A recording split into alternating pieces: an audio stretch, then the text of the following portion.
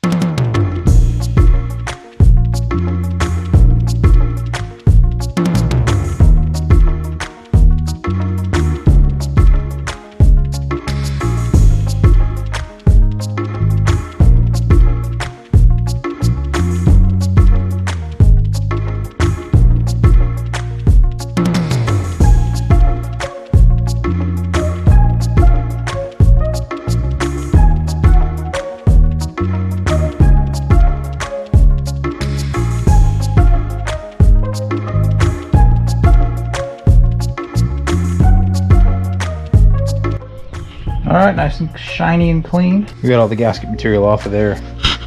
Same goes for the oil pan. All that's cleaned off more than I had to, but it's very satisfying. I didn't want to stop. So, and then we got the same thing for the fuel pump, which we're not actually going to use. So this will just be a block off plate. But it still needs to seal because there is oil going through all this stuff. So if it doesn't have a good seal, then it'll leak everywhere, and that's no bueno.